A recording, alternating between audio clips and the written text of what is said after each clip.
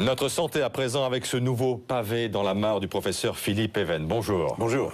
Auteur du guide des 4000 médicaments utiles, inutiles ou dangereux, ce fut un carton de librairie. Voici à présent la vérité sur le cholestérol aux éditions du Cherche Midi. L'ouvrage sort le 21 février, mais le Nouvel Observateur publie Les Bonnes Feuilles cette semaine, dossier dont nous sommes partenaires. C'est une thèse stupéfiante que vous défendez, professeur. Le cholestérol serait un ennemi imaginaire. Ça concerne quand même 5 millions d'entre nous. Ennemi imaginaire. Totalement. C'est la plus grande erreur médicale, je crois, de tous les temps. Ouais. Et c'est aussi la plus grande arnaque, escroquerie, comme vous voudrez, de l'industrie pharmaceutique. Qu'est-ce qui vous permet de dire ça? Voilà. Pourquoi parce que ennemi héréditaire? Les artères se bougent quand même. Oui, mais le cholestérol, il est rigoureusement pour rien. Il y a d'autres causes qu'on commence à dépister, à analyser. Le cholestérol n'y est pour rien. Le cholestérol, c'est bon pour la santé? Vous avez C'est pas que c'est bon, c'est indispensable pour nos fonctions essentielles, fonctions cérébrales, fonctions sexuelles, fonctions musculaires, fonctions cardiaques.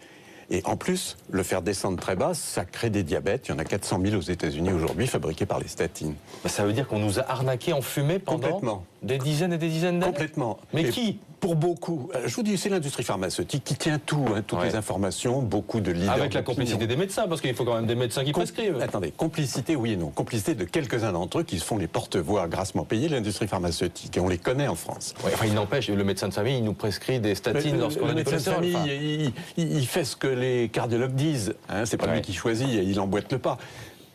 On a tous été nourris, moi aussi, j'ai cru longtemps à ça. Ça fait 50 ans qu'on nous raconte que le cholestérol est dangereux pour les artères. Qu'est-ce qui a provoqué la bascule chez vous alors? L'apparition.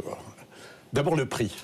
Je veux dire que la France gaspille plus de 2 milliards d'euros, presque la moitié de la dette de la sécurité sociale, plus que tout ce qu'elle dépense pour les handicapés, 3 fois ce qu'elle va ponctionner encore aux hôpitaux qui sont exsangues cette année, etc., pour des molécules qui ne font rien, comme on le sait maintenant, le cholestérol n'est pour rien, on le sait depuis 20 ans dans la maladie, les statines le diminuent, certes, avec des risques, mais sur les complications cardiaques, que les cardiologues prennent la peine de faire ce qu'ils n'ont jamais fait, de relire toutes les études qui ont été faites dans le détail, et ils s'apercevront de quoi?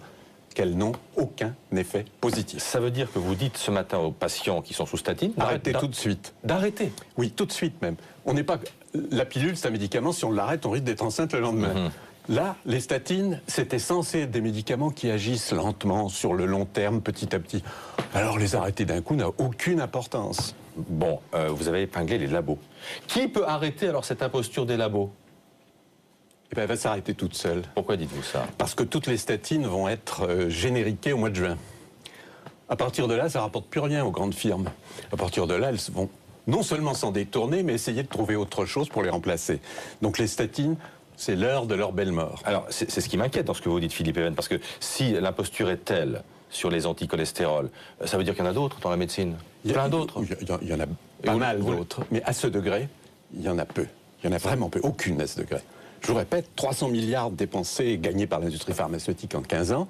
Et je vous ai dit tout à l'heure ce que ça représente en France.